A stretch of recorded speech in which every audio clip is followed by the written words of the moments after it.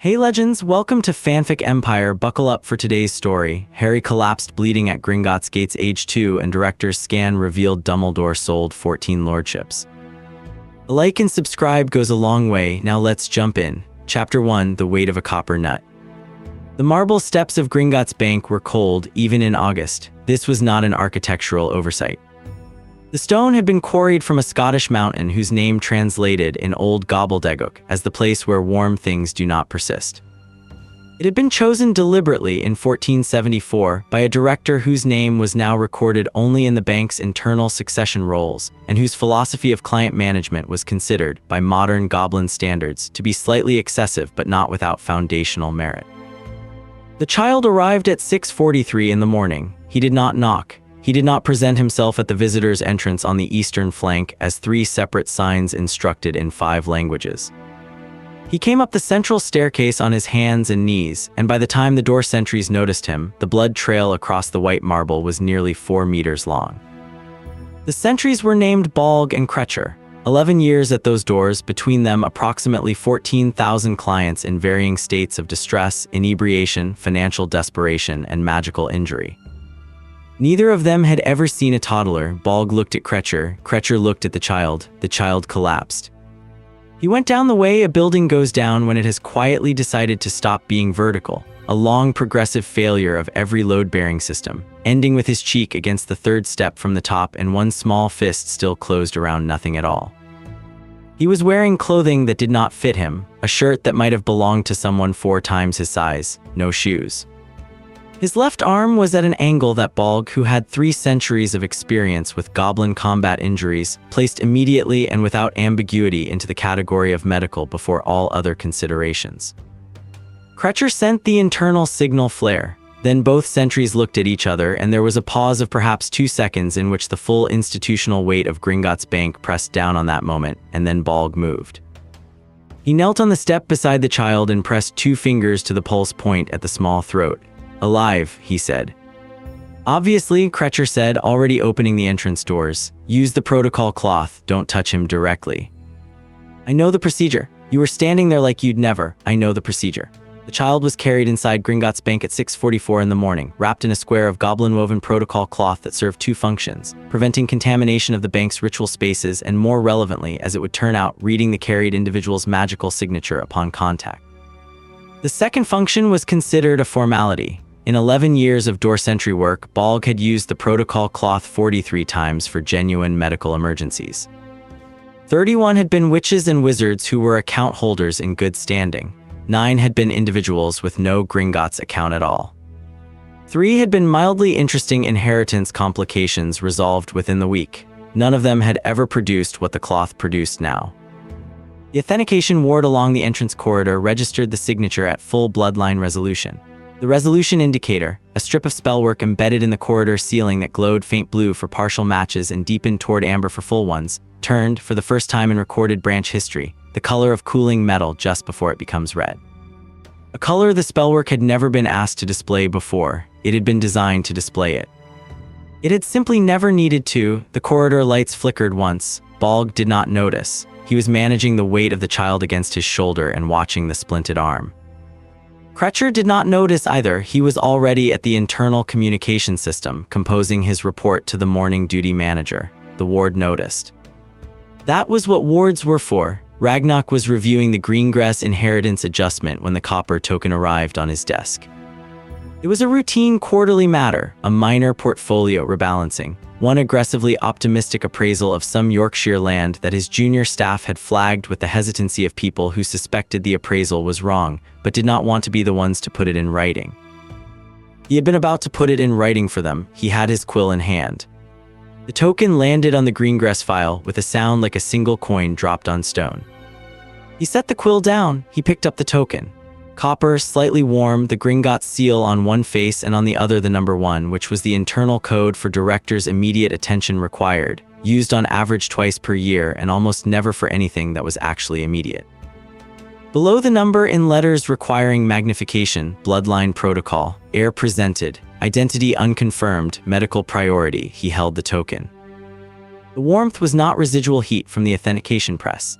The protocol cloth transferred thermal data, a a property of its weaving that had been debated by goblin scholars for 600 years as either a clever enchantment or an emergent property of the fiber, a debate that had never been resolved because goblin scholars found the unresolved version more interesting.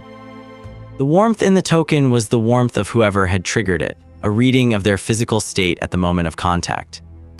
The token was very warm, too warm. Ragnok set it down with the precision of a man placing the first exhibit into evidence.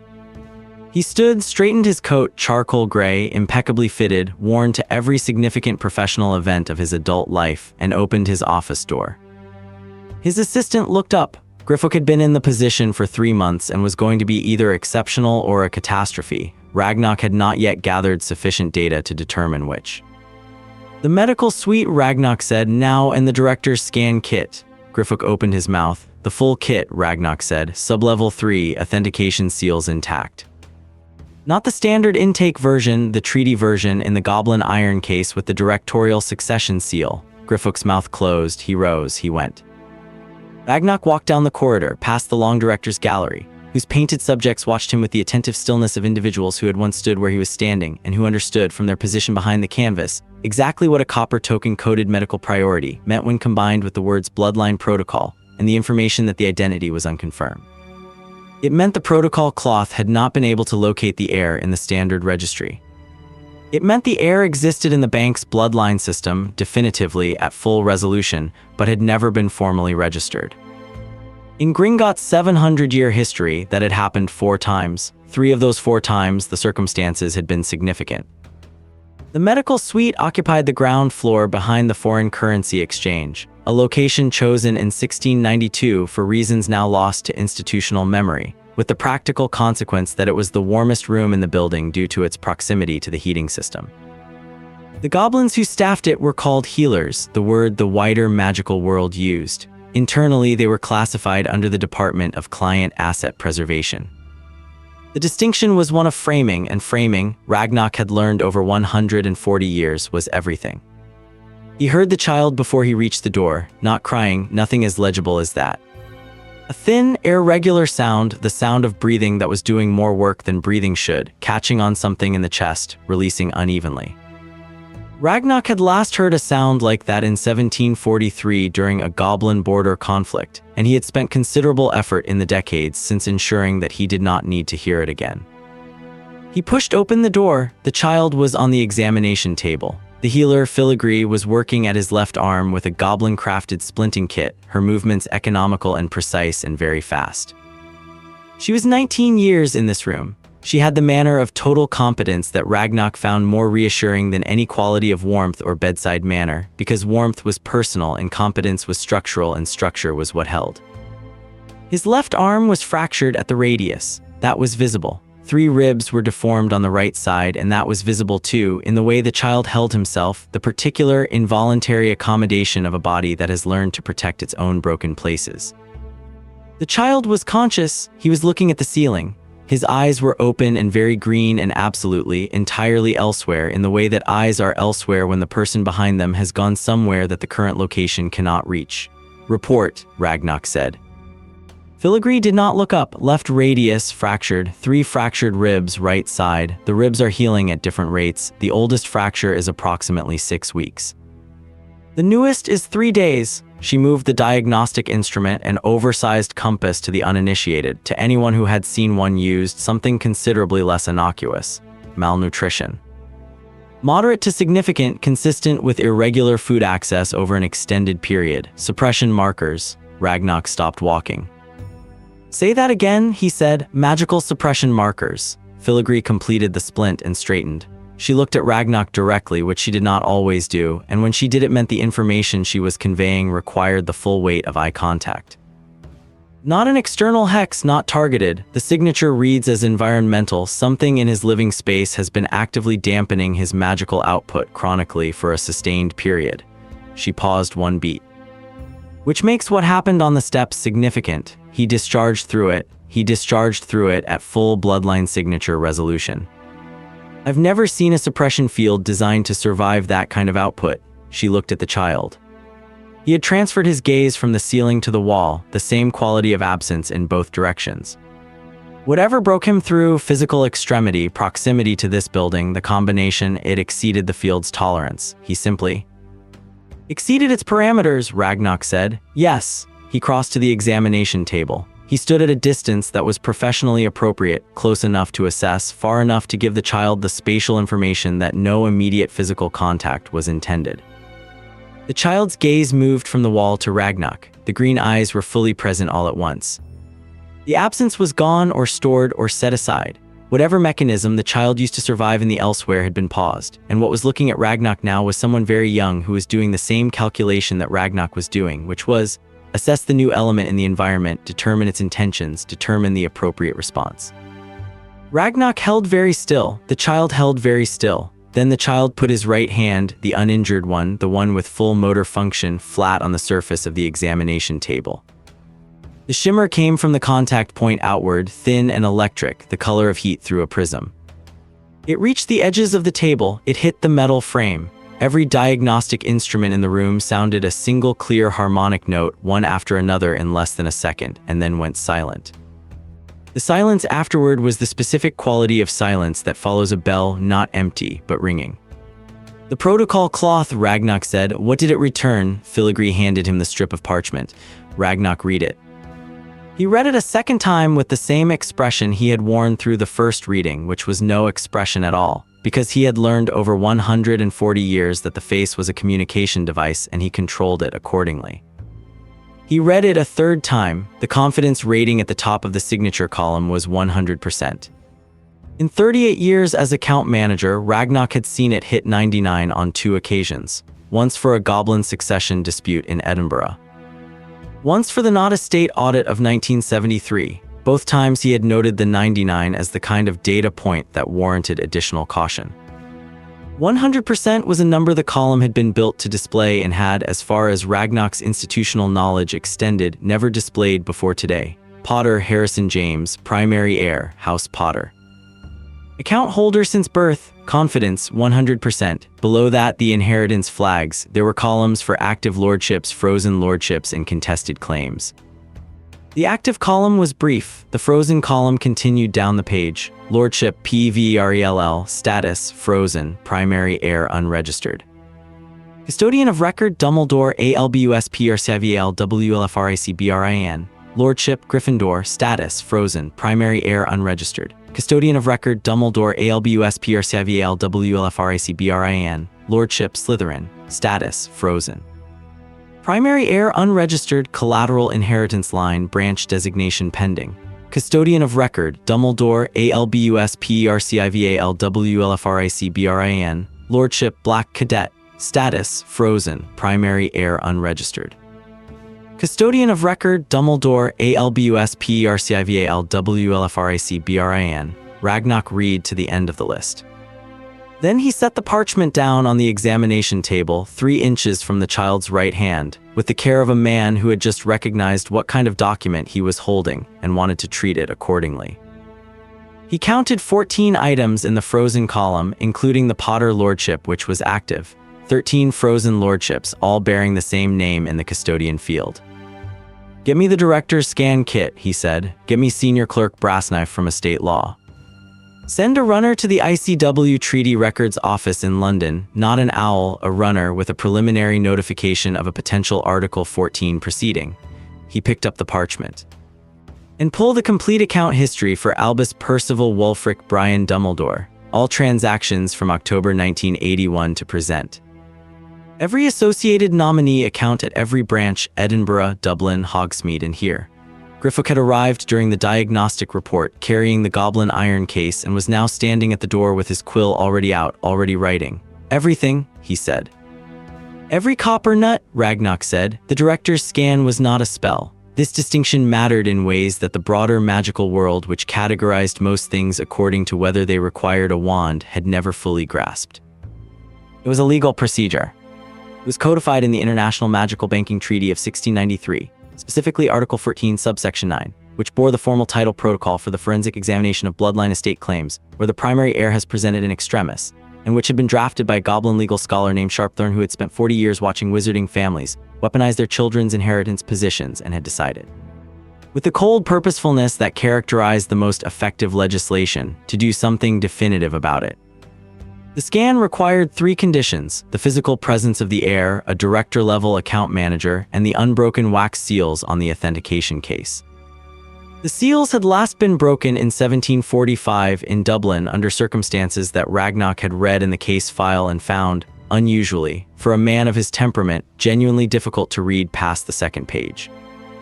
He broke the seals now. The case opened with the sound of a single sustained cello note. The instruments inside were arranged in a fitted interior of dark goblin cloth, each one in its designed position, each one catching the torchlight of the medical suite and returning it in deep amber. Ragnok laid them out on the examination table beside the child with the deliberate care of someone who understands that the arrangement is itself a statement, and that statements made in goblin iron tend to last. The child was watching his hands, not with the unfocused gaze of before, with attention. Specific, tracking attention, moving from instrument to instrument as Ragnok placed each one, cataloging. "This procedure will take approximately 40 minutes, Ragnok said, addressing the child directly because the treaty required it. The heir had to be informed regardless of capacity, because capacity was not a threshold the treaty recognized as a reason to skip a step. It will not cause you pain. You are in Gringotts Bank. Your family's accounts are held here. Your accounts are held here." A pause. "You are safe." The child's right hand moved to the parchment Ragnok had set on the table. His fist closed around the edge of it. Ragnok left it there and began. 41 minutes later, he was sitting at the supply trolley that served as an improvised desk in the corner of the medical suite, reading 9 pages of results, and senior clerk Brassknife was at his left shoulder reading them at the same time without speaking. Brassknife was 83 years old, 60 of those years in the estate law division, processing the financial histories of families in crisis, in conflict, in the particular variety of dignified ruin that the English wizarding aristocracy had elevated to an art form. He was not cold. He had never become cold. He had become exact, which was different, because coldness was a defense against feeling and exactness was a method of honoring it by refusing to distort it. He read the results through once, then he turned to page 3 and read a section again. 14, he said. "Yes," Ragnok said. "He holds proxies on 14 lordship seats, 13 frozen lordships, plus the active Potter seat which he has no custodial designation over but whose voting proxy he attempted to register in 1982. That attempt is on page 2, second column, flagged by our registry as unauthorized and rejected." Ragnok turned the page. The rejection was processed by a junior registry clerk and never escalated, because the clerk who processed it was not a treaty specialist and did not recognize what an unauthorized proxy registration against a 100% bloodline confidence heir implied. "An internal oversight," Brassknife said. "An internal oversight that I intend to address comprehensively after this matter is resolved," Ragnok said. "Currently, the scan shows active custodial management of 13 estates with full stipend access to," he turned to the relevant page, 12 of them.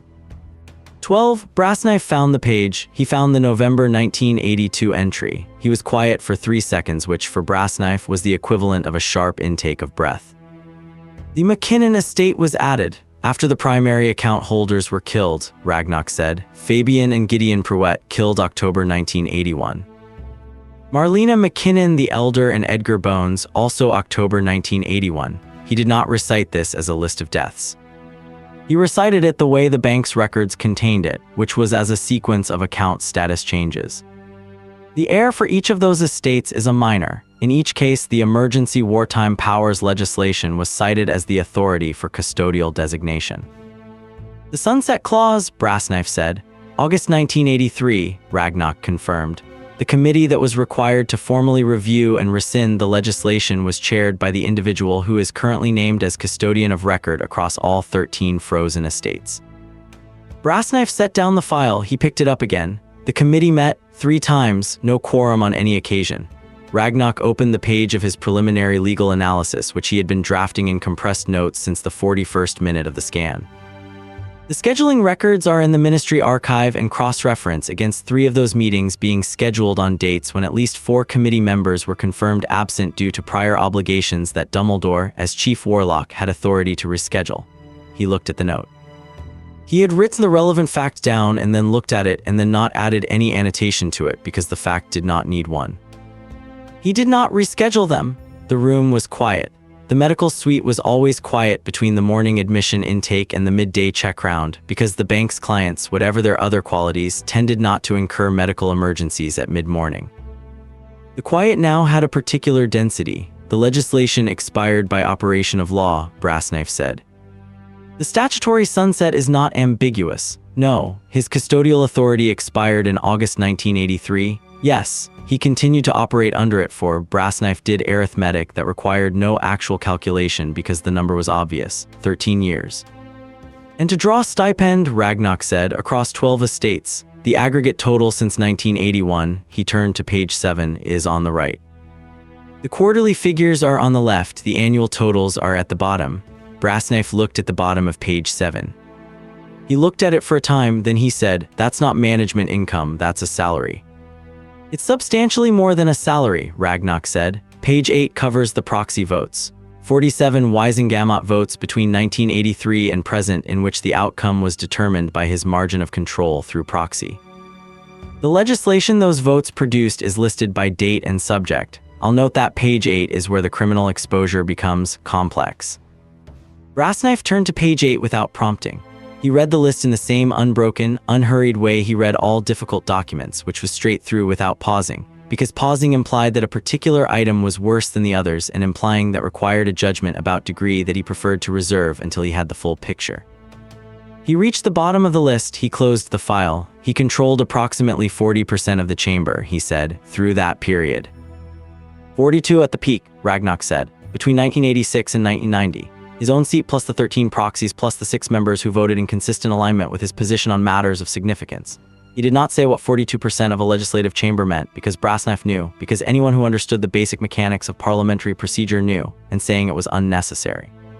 The legislation that passed in that window, don't list it, Brassknife said. I need to be able to finish the day. Ragnok closed his preliminary analysis. He looked at the child who had fallen asleep. The protocol parchment was still in his fist. He had not released it during the 41 minutes of the scan, not during the 2 nutritional assessments, not when Filigree had applied the second round of goblin compound salve to the lacerations on his hands and knees. He was lying on his side on the examination table with the parchment held against his chest and his cheek against the surface, and his breathing doing the difficult, labored work of a body that has been put under more than it was built for, and is now, in the presence of warmth and stillness, tentatively beginning to recover. The left arm in its splint was held away from his body. He had learned, even in sleep, to hold it away. Ragnok turned back to Brassknife. Article 14, subsection 11, he said. Brassknife had been waiting for this. When the director's scan reveals active financial harm to a bloodline heir in the bank's care, Gringotts is authorized, and the consensus interpretation among treaty scholars is that authorized in this context functions as required to take immediate protective action on behalf of that heir. He had not needed to look this up. He had the treaty provisions that pertained to his division in the same part of his mind where other people kept their names and faces. That includes filing estate recovery instruments, ICW notification, and assuming interim legal guardianship of the heir's financial interests pending resolution, which supersedes the current custodial designation. All 13 of them, Brassknife said. The moment we file, he has no legal authority over any of those accounts. No further withdrawals. No further proxy registrations. The voting records go to the Wisengamot archive for review, flagged as potentially invalid. He allowed a pause that was, for him, nearly expressive. Simultaneously, all 13. The treaty doesn't permit sequential filing in cases of this type. It requires concurrent action to prevent any interim disposal of assets. I know, Ragnok said. I'm stating it for the record. Griffuk is recording, Ragnok said then. Griffuk. Griffuk appeared in the doorway with the speed of someone who had been very carefully not standing in the doorway. 14 estate recovery instruments, Ragnok said. Standard treaty form, director's scan attached as primary documentation, ICW notification under Article 14. A letter to the Department of Magical Law Enforcement, marked urgent, delivered by runner to arrive before their offices open, so it is in their in-tray when their staff arrive for work. A letter to every living heir of the 14 affected houses, cross-referenced against the heir registry. He paused. Where an heir is a minor in non-magical placement, route through the Gringotts Orphan Liaison Office for secure delivery, Griffuk was writing.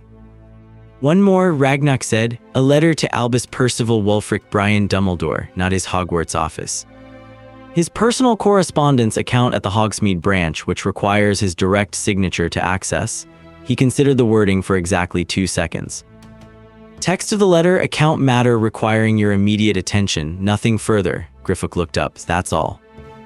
That's all, Ragnok said. He'll know what it means. If he doesn't, the attached estate recovery instruments will clarify. Filigree gave the child a nutritional potion at 7:30. Goblin formulation, not wizarding. It ran hotter, absorbed in under 10 minutes, and tasted, she had been told by the 3 clients in her career old enough to report on it, like sweet metal. It was not a pleasant taste, it was a functional taste, which was a category she ranked considerably higher. The child drank it the way someone drinks when they have learned not to have opinions about what they are given, not gratitude, not reluctance. A straightforward application of the liquid to the biological system that required it, without commentary or expression. She refilled the cup, he drank the second one the same way. She was assessing whether a third was clinically advisable when the accidental magic happened. It was not dramatic. The cup was at the edge of the table, close to the edge, and she reached forward to catch it, and before her hand arrived the cup moved. 1 inch, 2 at most. Away from the fall, back to the center, deliberate as a correction. The child looked at the cup. He looked at Filigree, she looked back. Wandless, she said to no one because she was documenting in real time as she did when something warranted it. Wordless, targeted. At 2 years old, through 14 months of active magical suppression, in a state of moderate malnutrition and acute physical trauma, she picked up the diagnostic instrument and made 3 precise notations. Then she made a 4th, which was not a diagnostic entry but a professional observation, and she wrote it in plain language because plain language was what the observation required. Environmental suppression was not his ceiling. It was his floor, she dated it, she signed it, she put it at the front of his file. The runner to the ICW Treaty Records office returned at 8:15 with a confirmation slip and a case reference number. Ragnok took the slip, he read the reference number. He wrote it in his own hand in the margin of page 1 of the director's scan results. He did this because his handwriting was the handwriting of the director of accounts, and his handwriting on a document was a kind of signature, and he wanted his signature on the document that would now exist permanently in the international record, unalterable by any domestic political process, sealed against suppression by any individual regardless of their position within any of the treaty's signatory nations. Let the record show, his handwriting said that I was here, and I saw this, and I wrote it down. He filed the confirmation slip. Griffook filed 14 estate recovery instruments at 8:22. Each one was identical in structure. Each one was complete and precise and contained not one word beyond what the treaty required, because excess language created interpretive space, and interpretive space was where political pressure lived. Each one named the same individual in the field marked custodian of record, currently superseded. At 8:43, the Gringotts Orphan Liaison Office received a package of 14 sealed letters cross-referenced against 14 heir registry entries and began the process of locating each heir and initiating secure delivery. Marlena McKinnon's letter went to a social worker's office in Manchester. The Lovegood heir's letter went to a relative in Wales. The Pruett heir, who was 21 years old and living in Bristol with no knowledge of his status, received his through a field liaison who knocked on his door at 11 in the morning and found him eating breakfast in a flat above a second-hand bookshop. At 9 o'clock, the Department of Magical Law Enforcement found a letter from Gringotts Bank in their in-tray. Artemius Crouch Sr. read it at 9:14. He read it twice, set it face down, picked it back up, and read the treaty citation a third time with the careful attention of a man who has just been informed that the legal ground he is standing on has been retroactively found to have a structural issue, and who is determining how far the affected area extends. He told his assistant to cancel the 10 o'clock. At 9:37, the registered parcel was dispatched from the Diagon Alley branch to the Hogsmeade personal correspondence vault of Albus Percival Wulfric Brian Dumbledore, requiring his signature to open, containing 1 letter of 3 sentences and 14 attached estate recovery instruments, totaling 62 pages of precisely formatted treaty documentation. Ragnok returned to the medical suite at 10:15. He brought his own stool because the supply trolley could serve as a desk but could not serve as seating without requiring a dignity compromise he was not prepared to make. He set the stool beside the examination table at the professional appropriate distance, sat, and opened the case file across his knees. The child was awake. He was sitting up against the raised back of the examination table, and he was doing the thing he had been doing intermittently since Ragnok had first come into this room, which was looking at things systematically.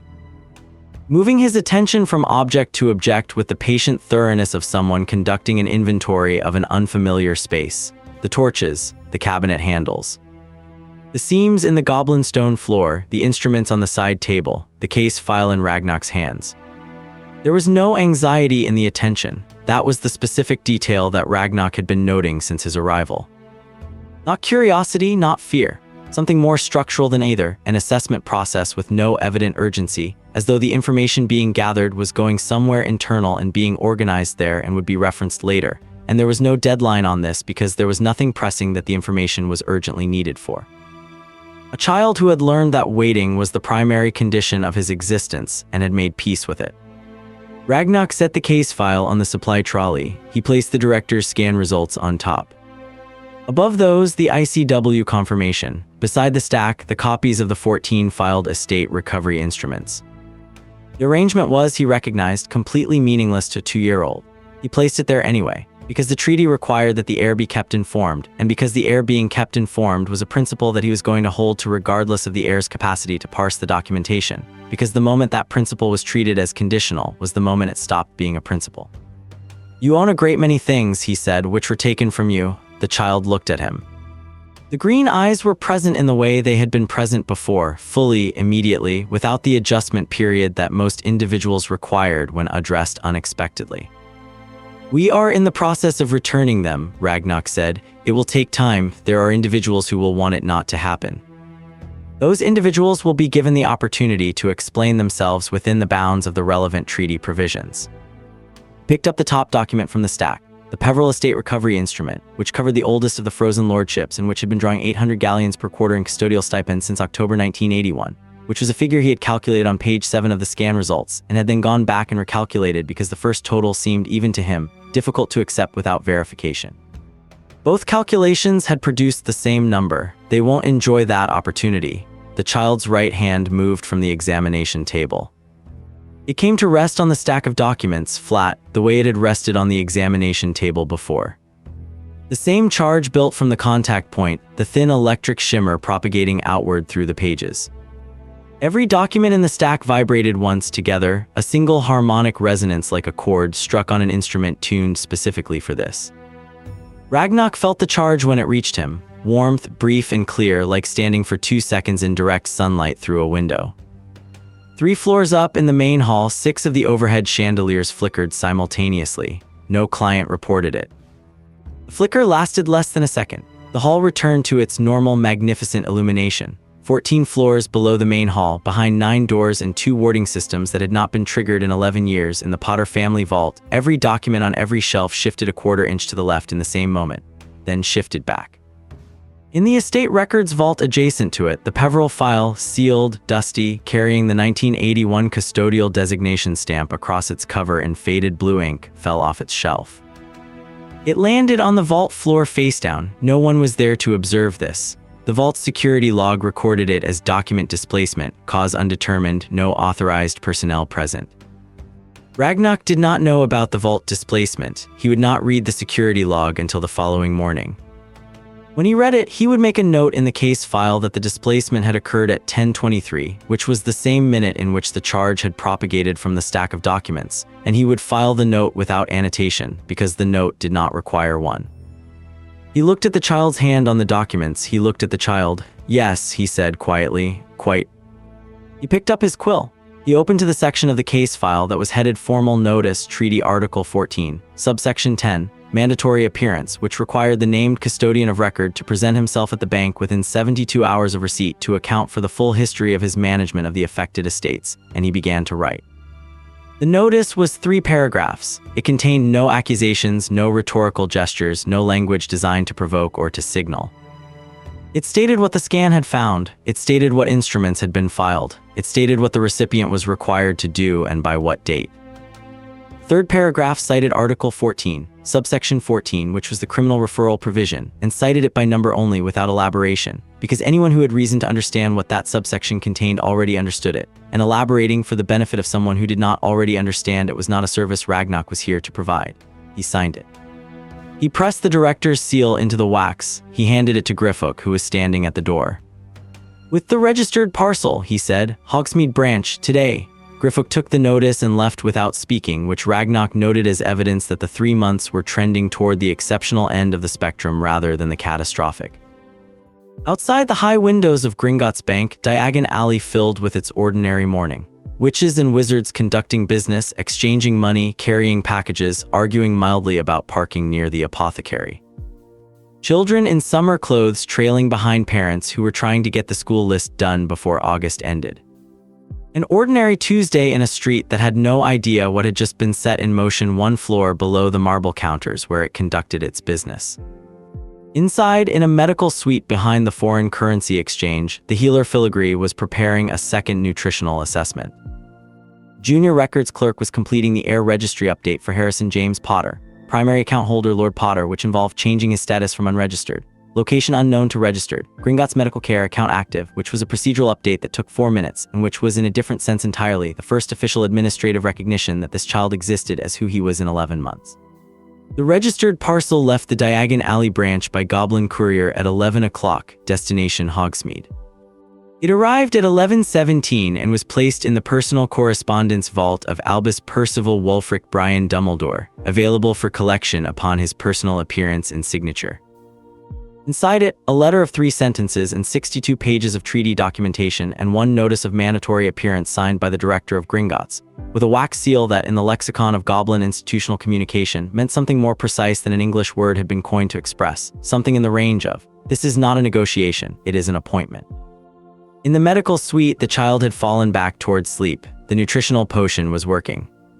The warmth of the room was working. The splinted arm was held carefully away from his body even in the descent toward unconsciousness, the learned accommodation operating independently of whatever the rest of him was doing. The protocol parchment was in his fist, the accounts were active, the instruments were filed, the record existed in London and in Geneva in the permanent international archive, sealed against any domestic effort to unmake it. Ragnok worked. The moth had gone. Outside the ventilation grill in the narrow corridor between the medical suite and the foreign currency exchange, it navigated the warm air in the dark, doing the thing that moths do, which is to move toward light when light is available and to wait when it is not. The torches in the corridor were on their daytime cycle. It found one, it circled. Chapter 2, The Courtesy of Loaded Weapons. Albus Dumbledore arrived at Gringotts at 9 in the morning on the second day, not at the visitor's entrance on the eastern flank. Through the main doors, which opened for him as they opened for any client, automatically without ceremony, because Gringotts had not, in 700 years of operation, installed any mechanism to make its doors open with additional gravitas for important people, and the current board had no plans to begin. He walked the entrance hall's full length in long, unhurried strides, his robes deep plum with silver trim, unremarkable by his own standards, trailing across stone that did not warm for him any more than it warmed for anyone. He had collected the registered parcel the previous evening. He had read the 3-sentence letter. He had spent the intervening hours. Ragnok had considered this question the night before while reviewing the case file and had concluded after the consideration that this estimate was almost certainly accurate, reading the treaty provisions in their original gobbledygook, which Dumbledore spoke at an advanced level, a fact that was in his Gringotts client record and which Ragnok had noted. He would arrive having constructed a position, several positions most likely ordered by preference, each carrying contingencies for the most probable counterarguments. He would have identified every area of genuine legal ambiguity that operated in his favor, and would have prepared to navigate toward each of them with the particular quality of persuasion that distinguished him from every other political operator Ragnok had dealt with in 40 years, which was that his persuasion did not feel like persuasion. It felt like being gently and patiently shown something true. He was, in Ragnok's professional assessment, the most dangerous kind of man to have across a table, a true believer in his own conclusions. Ragnok had spent 2 days ensuring that in this room, this morning, the conclusions were not his to believe or disbelieve. Junior clerk named Vespa, not Griffith. Ragnok had made the assignment deliberately, because Griffith was too new to have developed the particular quality of professional blankness that this morning required, met Dumbledore at the entrance to the management corridor, and led him without unnecessary conversation to the first-floor conference room, not Ragnok's office, the conference room. The distinction was architectural and procedural and communicated to anyone who had been to Gringotts more than twice that what was about to happen had a formal classification. The conference room was where treaty proceedings occurred.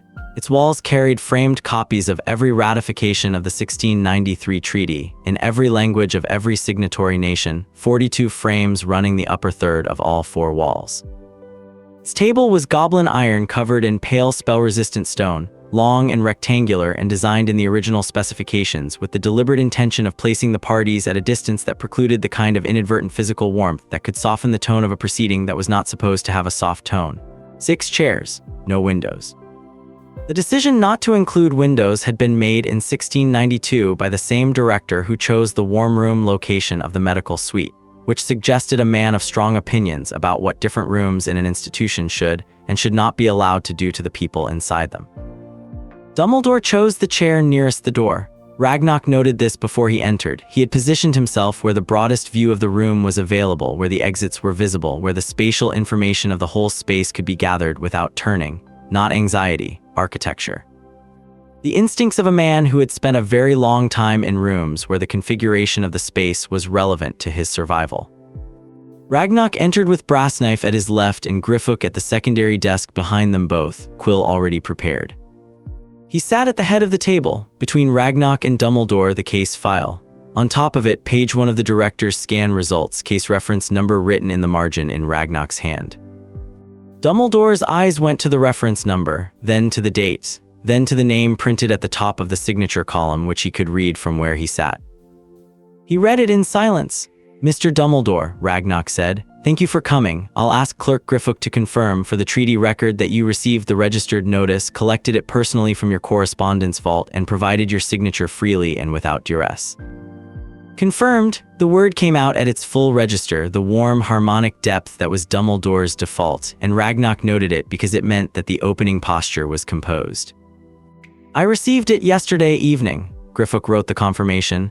"Then we'll proceed," Ragnok said. "This meeting is recorded under Treaty Article 14, subsection 12. The record will be submitted to the ICW case file within 14 days. I'll outline the scan's findings, cover the instruments that have been filed, and then I'm happy to hear your response." He opened the file. "The child arrived on our steps on the morning of the 17th. He was in medical distress. Fractured radius, 3 fractured ribs at different stages of healing, malnutrition consistent with irregular food access over an extended period, and markers for chronic environmental magical suppression." He said this at the same pace and in the same tone as the next sentence. "The protocol cloth returned a bloodline signature match at 100% confidence. He is Harrison James Potter." "I'm aware of who he is," Dumbledore said. "I had intended to." The director's scan, Ragnok said, found the Potter estate accounts in good order. Lordship active, heir registered, no irregularities in the primary account. He turned a page. The scan also identified 13 additional lordship claims attached to this heir through bloodline inheritance. "All 13 are currently frozen. All 13 carry your name in the custodial designation field." A pause. "Not a long one, a calibrated one. I'll list them for the record," Ragnok said, and listed all 13 by house name, in the order they appeared on the scan results, slowly enough that Griffook could transcribe each one accurately, which meant slowly enough that each name sat in the air of the windowless room for a full second before the next one replaced it.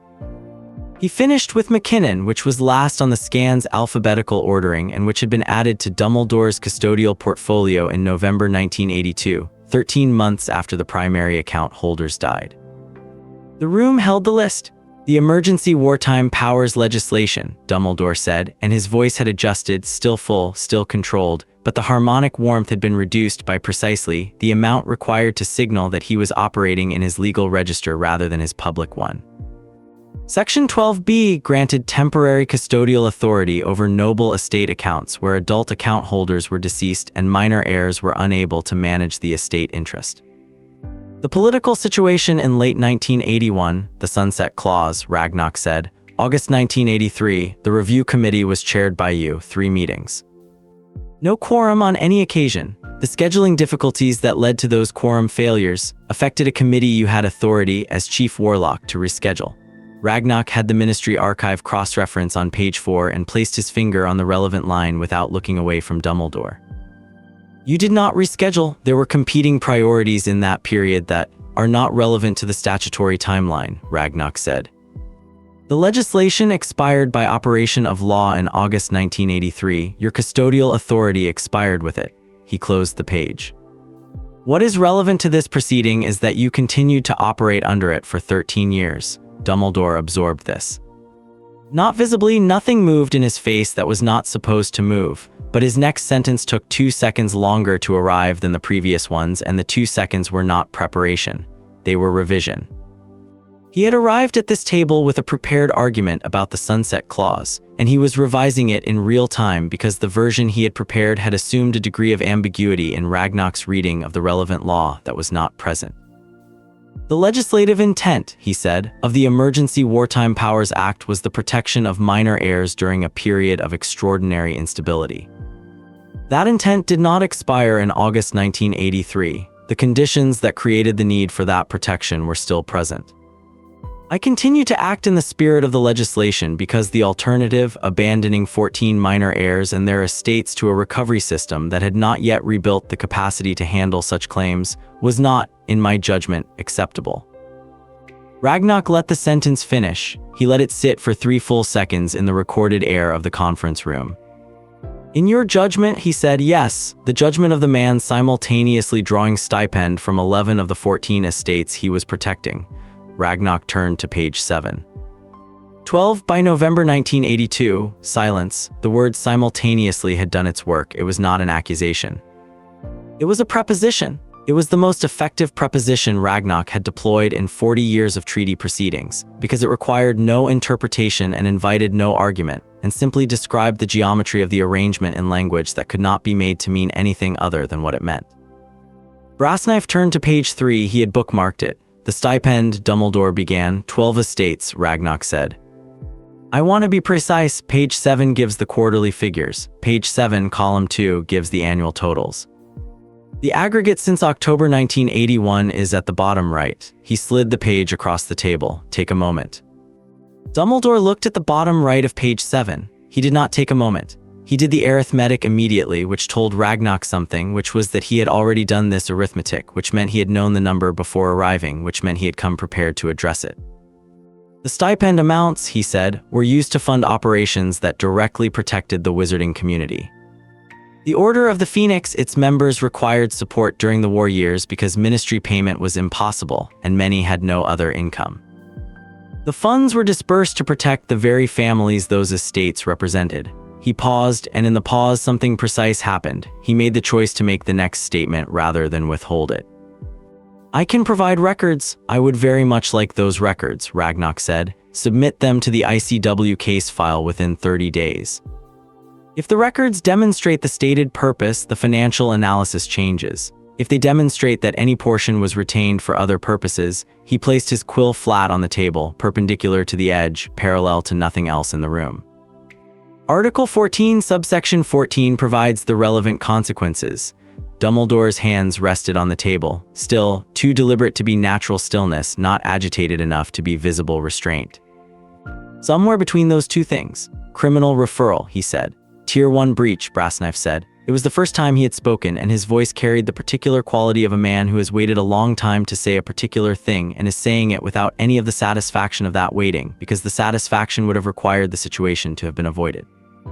Financial harm to a bloodline heir in Gringotts' care, combined with abuse of fiduciary authority under Treaty Article 14, subsection 14. He turned to the back page of the scan results. Minimum 30 years, full estate restitution.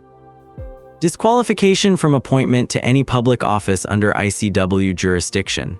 Dumbledore looked at him. Chief Warlock, Brassknife said. Supreme Mugwump, he turned the page, which contained the list of Wisengamot legislation passed between 1983 and 1991. He did not point to anything on it, he simply turned to it. Headmaster of Hogwarts School of Witchcraft and Wizardry. Dumbledore looked at the page. The list was 23 items long. It was organized by date. It was printed in the same clean goblin script as the rest of the scan results. which meant it looked like a list of quarterly interest figures, which meant that its contents, the actual subjects of the votes, the actual legislative changes, the actual long-term effects on actual people required the reader to supply the weight themselves, and there was something more damaging in that requirement than there would have been in the weight being supplied by the document. Dumbledore supplied it. His eyes moved down the list. Ragnok watched his face do nothing that was designed to be watched. The proxy votes, Ragnok said. Page 8 gives the full breakdown. 47 Wisengamot votes in the period where the outcome was determined by your margin of control through the 13 frozen proxies. I want to address 3 of them specifically for the treaty record. Go on, Dumbledore said. The Werewolf Registry Reform of 1987. Ragnok turned to the relevant section. This vote passed. The reform reduced mandatory registration requirements and provided expanded medical support access. It was a vote you supported in your own seat and through 4 of the frozen proxies you controlled. He looked up. I'm noting it because the documented political positions of the lords whose proxies you cast were mixed. 2 would likely have voted in alignment with you, 2 against. The reform passed by 7 seats. It would have passed without your proxies. Dumbledore said nothing. I note it, Ragnok said, because I want the record to reflect that not every vote in which your proxy control was exercised produced an outcome that the relevant lords would have opposed. He closed that section. The record would be incomplete without it. A different quality entered the room, not warmth, something more uncomfortable than warmth. Dumbledore had arrived prepared to be accused. He had not arrived prepared to be analyzed. Page 8, item 23, Brassknife said. March 1987, Dumbledore found it. The Azkaban expansion and mandatory sentencing guidelines for dark artifact possession, Brassknife said. That vote passed by 3 seats. You cast 13 proxies, 11 in favor. The documented pre-1981 political positions of the relevant lords based on their voting records and public statements indicate that 8 of the 11 you cast in favor would, based on their records, have voted against. He paused. The legislation passed because of your proxies. It would not have passed without them. That legislation, Dumbledore said, was necessary because 6 individuals are currently serving sentences they would not be serving if the vote had failed, Brassknife said. He did not raise his voice. He turned the page. Their case references are in the appendix. 3 of them were convicted of possessing artifacts that were subsequently reclassified by the ministry's own review process as non-dangerous, a reclassification that occurred in 1991, 4 years after sentencing, under legislation that was itself passed under your proxy majority. He turned back. They are still serving. The words still sat in the room. Dumbledore looked at the table, not down. Not the posture of a man avoiding the gaze of the person across from him. The posture of a man looking at something in the middle distance that was not in the physical room, which was the specific posture Ragnok had observed across a long professional life, of someone doing an accounting that they had been postponing. I was trying, he said, and the sentence had weight in its first 3 words that it had not had in any of his preceding sentences, the weight of something actually carried rather than strategically deployed. To do what was necessary, he stopped. The sentence had not finished, he had stopped it. The Azkaban vote, he said, and now the sentences were shorter, which was the thing Ragnok had predicted and which was, in its own way, more informative than anything the scan results had produced. I believed the expansion was necessary for public safety. I cast those proxies in the direction of what I believed was the correct outcome. A pause. I did not adequately account for the mandatory sentencing component. That was, he stopped again, not performing hesitation. Encountering something that required honest nomenclature and finding that honest nomenclature was not comfortable. An error. An error that 6 people are serving time for, Brassknife said. Yes, the room was quiet. Ragnok picked up his quill and made a note. Not because the note was necessary, Gryffindor was recording everything, but because the act of writing in this silence was the act of making it permanent, and making it permanent was, he believed, the most important thing he was here to do. The suppression charm specifications were discussed at 11:15. Dumbledore provided them verbally, with enough technical precision that Gryffindor had to ask him to repeat 2 compound Latin components for accurate transcription, which Dumbledore did without apparent difficulty, because the charm was one he had constructed himself. The intent of the protective architecture on the house in Surrey, he said, was to seal the blood-based protection that Lily Potter's sacrifice created. The suppression of magical output was a secondary effect of the sealing mechanism. I designed the primary charm without adequately accounting for that secondary effect at close range, sustained over an extended period. You designed it, Ragnok said. You did not test it. I tested the primary function, Dumbledore said. The blood protection held, it continues to hold. He paused. The secondary effect was not something I had cause to test for because I had not. He stopped. He started again. I had not sufficiently considered what it meant for the child to live inside it. Ragnok set down his quill. He set it down at the same deliberate angle as before, parallel to nothing, and he looked at Dumbledore across the pale stone of the table with the direct quality of attention that he reserved for the moments in proceedings when a statement had been made that required the full weight of being received. You had not sufficiently considered, he said, what it meant for the child to live inside it. No, Dumbledore said, I had not. Griffook wrote this down. The charm specifications, Ragnok said, will be provided to our healing staff for assessment of any residual damage. You will be notified of their findings and given the opportunity to respond before those findings are added to the ICW case file. He picked up his quill again. Is there anything further you wish to add regarding the suppression issue? For the record, Dumbledore looked at the table. Then at the framed treaty ratifications on the walls. He spent a moment on the 1693 original, the English ratification, which was in a plain oak frame directly behind Ragnok's right shoulder, whose text he could presumably read from where he sat. No, he said. At 12:40, Ragnok called a recess. He did not call it because the proceedings required one. He called it because Dumbledore had been speaking for 3 hours and 40 minutes, and the quality of his sentences had shifted, not deteriorated, not become evasive, but become honest in a way that Ragnok wanted to give him time to become more accustomed to, because the most accurate testimony was testimony given by someone who had arrived at honesty voluntarily rather than through exhaustion. And 3 hours and 40 minutes was the point at which exhaustion began to be indistinguishable from the other thing. He told Vespa to bring water and the goblin equivalent of a meal, which was dense and unflavored and designed for sustained cognitive function rather than enjoyment, and left Dumbledore in the conference room with Brassknife to review the appendix, which contained the 6 individual case references plus a supplementary section that Ragnok had added at 11 o'clock that morning, and which Dumbledore had not yet seen. He walked down to the medical suite. The child was at the floor beside the cot. He had been there, Filigree's midday notes indicated, since approximately 10 o'clock, which meant he had been there for nearly 3 hours, engaged in the activity he had been engaged in since the second day. The counting tokens, sorted by the 4-category organizational system that was internally consistent and externally opaque. Ragnok stood in the doorway. Harry did not look up. He was moving a medium gold token from one group to another, and the move appeared to require consideration. He held the token over the destination position for a moment before releasing it, with the deliberateness of someone who understood that placement was not reversible and therefore required certainty before the act. He placed it. He surveyed the result. He moved a small copper token 2 centimeters to the right. The shimmer came from his right hand, brief and electric, and the copper token arrived at its destination a fraction of a second before his fingers did, sliding the last increment on its own, and then his fingers pressed it flat and the shimmer dispersed. He had been doing this more frequently, Filigree's notes said, not accidentally, not the involuntary discharge of the first days. The accidental magic was still present, it still manifested under stimulus, still responded to distress or surprise with the whole room harmonic, but alongside it, increasingly, something more targeted. Something that looked less like a power misfiring and more like a power learning to aim. Ragnok crossed to the stool. He sat. He opened the case file to the section he had been working on before the morning's proceedings, the draft proposal for the ICW's consideration of Harry Potter's interim physical guardianship, which was a matter that the treaty handled with less precision than it handled the financial provisions, and which was therefore the area where Ragnok was having to construct the argument rather than simply apply existing law.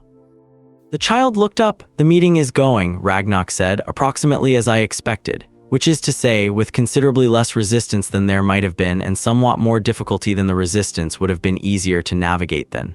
Harry watched him. The man across the table is not what I anticipated, Ragnok said. He had not planned to say this.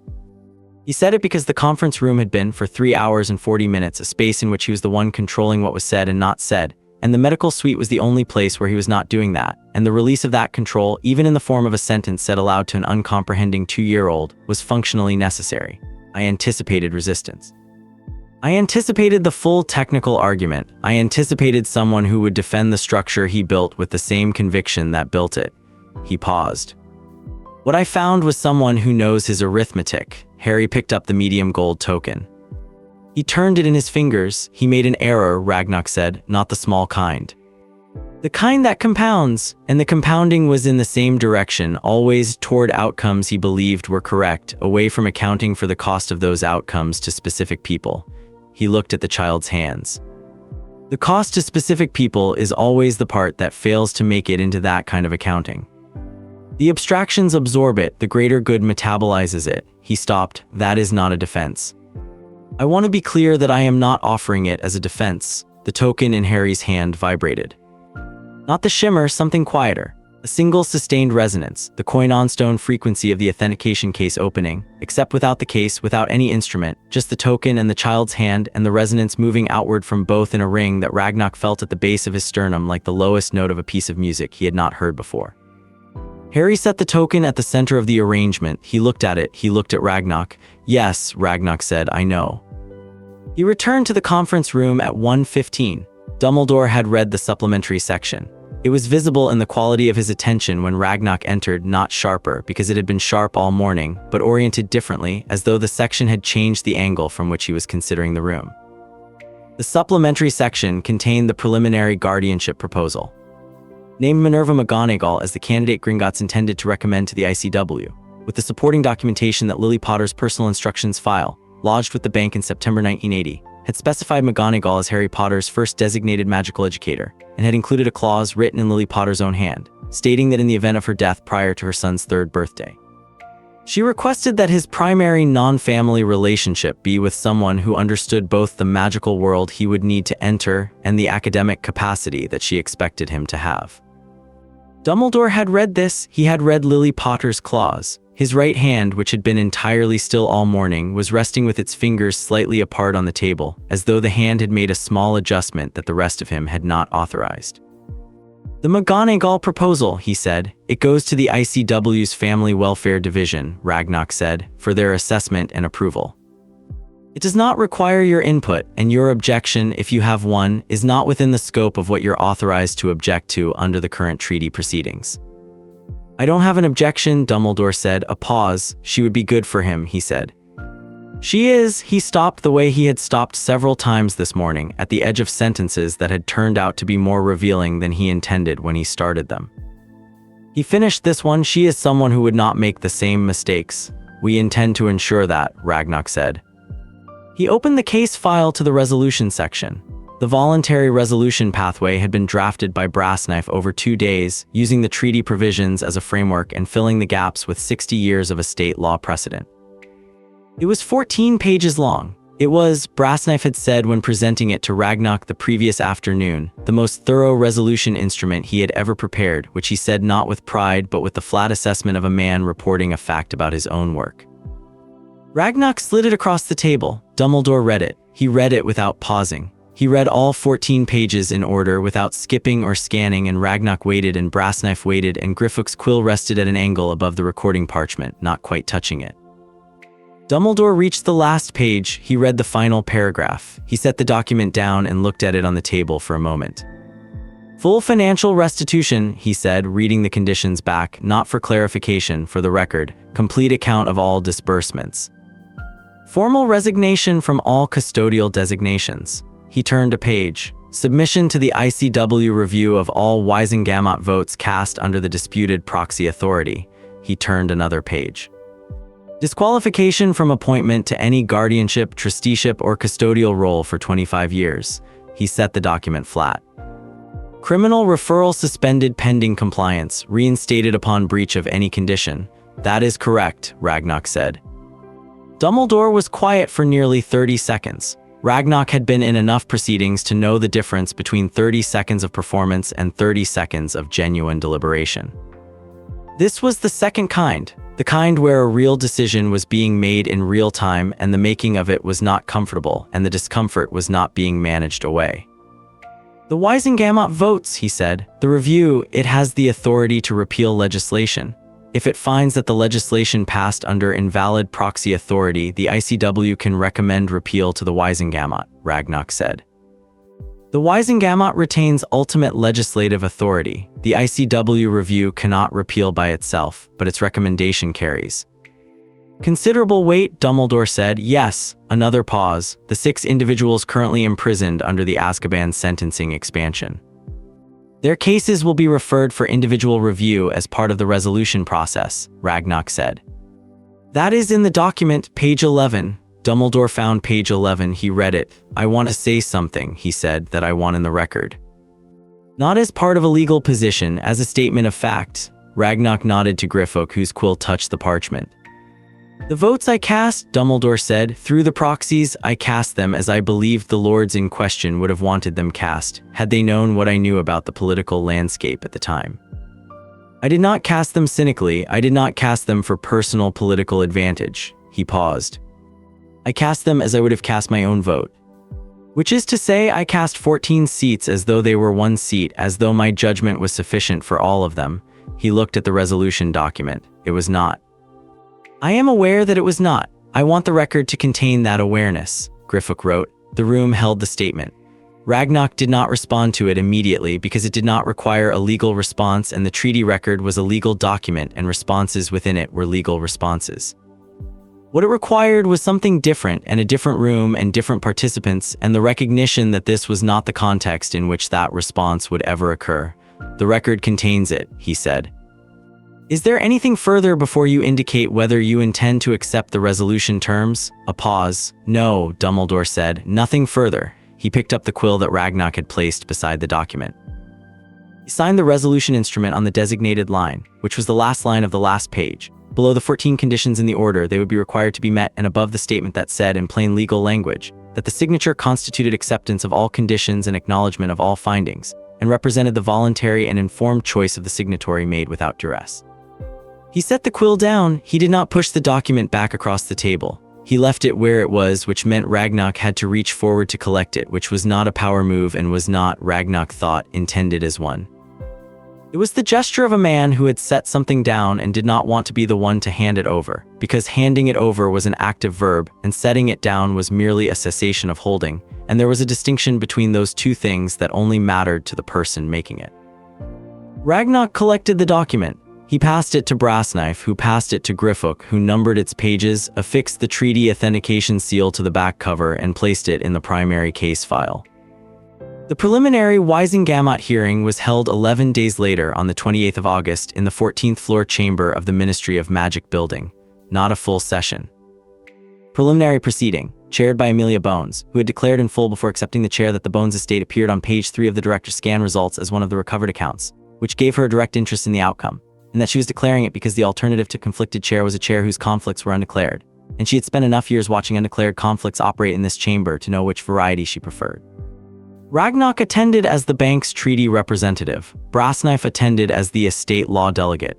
The 14 recovered estate instruments were submitted as exhibits. The director's scan results were submitted as primary evidence.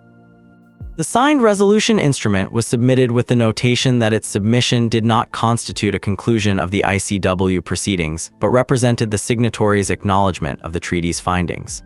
Dumbledore attended.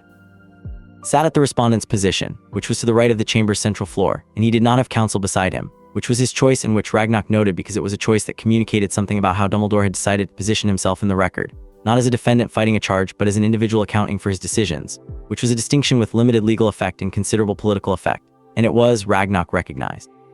Still a strategy, except that it was a strategy oriented toward a different outcome than the morning in the conference room, and the different outcome it was oriented toward was the minimum possible damage to the people and structures that Dumbledore actually cared about, which was, Ragnok supposed, consistent. Amelia Bones chaired with the specific quality of attention that distinguished her from every other person Ragnok had watched run a proceeding. She did not perform authority. She applied it. There was no theater in her questionnaire, no rhetorical setup, no pauses designed to create effect, no sentences whose function was to display the intelligence of the asker. She asked what she needed to know and was quiet while the answer arrived and then asked the next thing. And the cumulative effect of that method was that by the end of the preliminary hearing, the record contained an account of the last 13 years that was more complete than anything that would have been produced by a more adversarial process. She asked Dumbledore near the end, the child, had you made any arrangement, formal or informal, for his welfare beyond the placement at his relative's home? No formal arrangement, Dumbledore said. I had planned to make contact with Hogwarts staff to informally monitor the household. That plan was not, he stopped. He had stopped at many edges this morning. This was a different kind of edge. It was not implemented. Why not? A pause. Other priorities, he said. The two words were for Albus Dumbledore a remarkably short sentence. They were also for Albus Dumbledore the truest sentence he said all morning, which was why they were the shortest. Bones wrote something. "Thank you," she said. "We'll take a recess." Outside the 14th floor chamber, in the corridor with its long windows overlooking the ministry's atrium, Ragnok stood with brass knife and reviewed the afternoon's schedule. There was not much left. The preliminary record would be formalized and submitted to the ICW case file within 3 days. The estate recovery instruments were already in effect. The stipend freeze had been in operation since the 22nd. The 14 heir notifications had been delivered, and 3 of the older heirs had already been in contact with the Gringotts liaison office to begin the process of understanding what they had inherited, and from whom it had been withheld, and for how long. Pruett heir Marcus Pruett, 21 years old, the one who had received his letter over breakfast in Bristol, had arrived at the Diagon Alley branch on the 20th without an appointment, and had stood at the main counter for a full minute before anyone approached him, because he had the particular quality of stillness of someone who has arrived somewhere after a long journey, and is not yet entirely sure they have the right to be there. The liaison officer had shown him to the Pruett estate account records. He had looked at them for a very long time. Then he had said very quietly to the liaison officer, "I thought my family had nothing left." The liaison officer had recorded this in her notes with the notation, "Account holder expressed significant emotional response." Which was, Ragnok thought reading the notes afterward, the most restrained possible description of a 21-year-old learning that he was, and had been for his entire adult life, Lord Pruett, with a seat in the Wisengamot and an estate portfolio that his family had built over 6 generations, and that had been generating income for 13 years in a direction that was not his. He had an appointment to speak to Brassknife's team the following week. 12 of the 14 heirs had been in contact by the 20th. 13th, Marlena McKinnon, was 8 years old and in Manchester and had received the information through the social worker and the Gringotts family liaison together, and the family liaison's notes were brief because she was 8. And because when you were 8, you own an estate and a seat in a legislative chamber was not information that resolved into anything with clear emotional contours in the short term, and the liaison had decided professionally and correctly that the short term was not the relevant timeline for this conversation. The 14th was Harry Potter. Ragnok returned to the Gringotts medical suite at 6 in the evening. The August light came through the ventilation grills at a low angle, hitting the pale floor in strips. The main hall above would be closing soon, the last clients processed, the doors sealed, the overnight accounting staff arriving for their shift. He had been walking these corridors at this hour for 20 years, and the rhythm of it was, in the way of deeply habitual rhythms, almost indistinguishable from his own. Harry was on the cot. He was not asleep. He was sitting with his back against the raised head of the cot and the counting tokens arranged in their 4-category system on the blanket in front of him, and he was not sorting them. He was sitting with his hands in his lap, looking at the arrangement, doing whatever he did when he looked at the arrangement that Ragnok was increasingly convinced was not looking at all in the ordinary sense, but was something else, some process that used the arrangement as a fixed point while the actual processing happened elsewhere. The gold token was at the center. It was always at the center. On the 10th day, Ragnok had arrived to find that he had built the entire arrangement around a new center, shifting every other token to accommodate a shift of 2 inches in the gold token's position, and the new arrangement had its own internal logic that was perfectly consistent and simply organized around a different fixed point. He had asked Filigree about it. She had said, "I watched him do it. It took about 20 minutes. He tried 4 different configurations before he settled on this one. 4 configurations, 20 minutes. 2 years old, Ragnok sat on the stool. "The hearing concluded this afternoon," he said. "The preliminary record is complete. The ICW case will proceed through the standard review process, which will take several months, and at the end of that process there will be a formal determination of the resolution conditions and a timeline for compliance." He looked at the arrangement on the blanket. "The estates are secured, all 14. The stipend freeze is in effect. The proxy registrations have been cancelled and the Wisengamot voting record is under review." He paused. "You won't understand most of what those sentences mean for a number of years. That is fine. We'll keep the records, and when you are ready to read them, they will be accurate."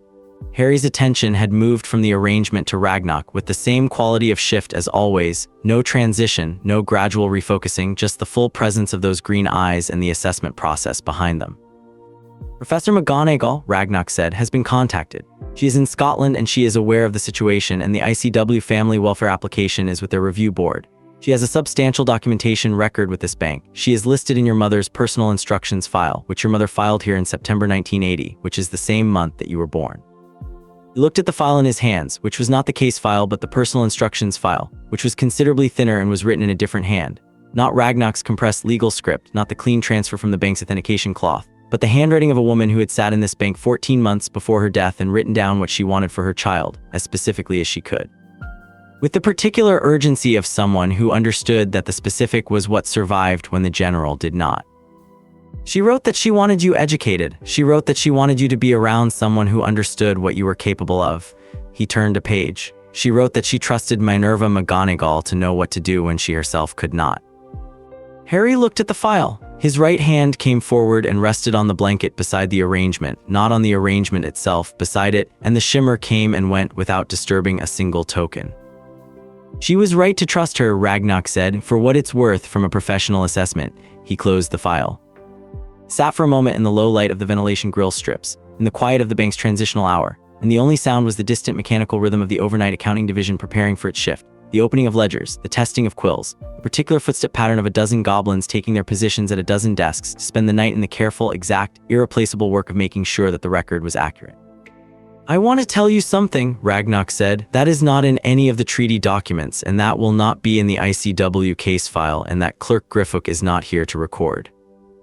Harry's hands were still on the blanket. What was done to you was not a failure of the law, Ragnok said. The law, when it was applied, worked. Today it worked.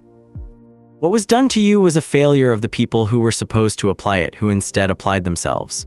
He paused. The distinction mattered to him. He had been making it internally for 11 days, and this was the first time he had said it aloud, and it was important that he said it accurately.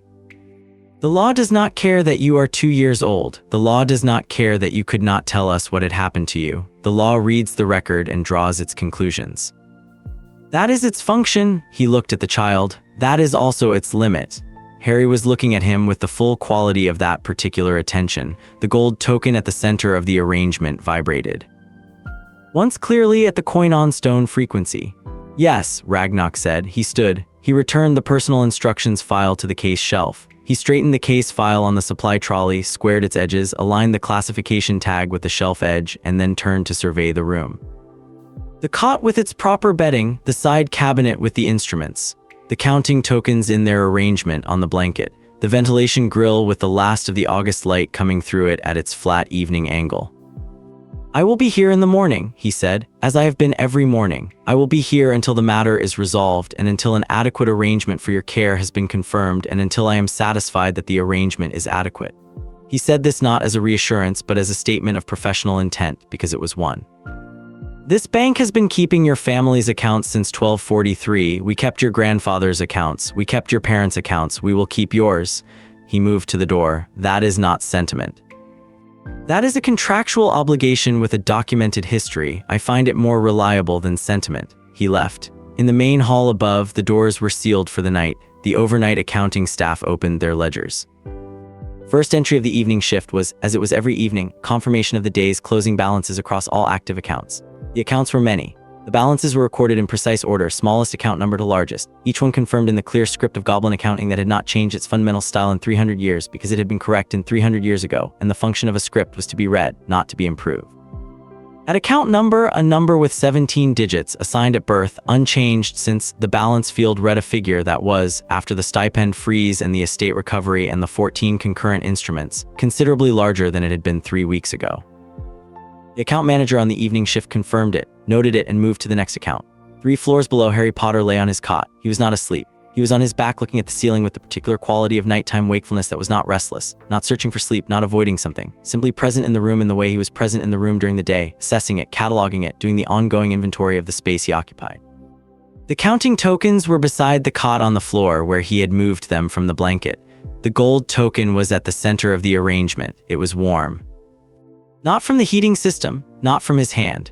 It was warm in the way the protocol parchment had been warm, the way the copper token on Ragnok's desk had been warm, a warmth that came from contact with something living, something whose thermal data had been read and encoded and stored in the material itself. His right hand rested against the floor beside the arrangement, not touching it, and the shimmer moved between his palm and the stone in a slow, even pulse, like breathing. He was not doing it deliberately. He was not doing it accidentally. He was doing it the way the heart does its work, autonomically, continuously, without requiring instruction. The pulse spread across the floor in slow rings and reached the walls, and the walls did not stop it. It passed through the walls and entered the stone and traveled at the speed of something that did not need to hurry, down through the foundations. 12 floors below the medical suite, in the corridor outside the Potter family vault, the security ward registered the pulse. It registered it at the same frequency as the contact during the director's scan. It compared the frequency to the frequency in the bloodline record. The comparison produced a result. The result was logged in the security record as account holder presence confirmed. Location, above. Status, active. The vault light, a single low torch that burned blue on its overnight setting, brightened. Not dramatically, a degree. Enough to change the color from the overnight blue towards something warmer, the way dawn changes a room before the sun is actually there. The light not yet full but already differently colored, already pointing in a new direction. The security log recorded the change in illumination. Under reason, the log said, "Air in residence." In the overnight accounting division on the main floor, the last ledger of the shift was closed and the quills were set down in unison, and the division head confirmed the final balance totals and stamped the evening confirmation seal on the day's record. The record was accurate, it was complete. It would be there in the morning and the morning after and every morning after that, because the record was the thing and the thing was always the record, and Gringotts had been keeping records since 1474. Every one of them was true.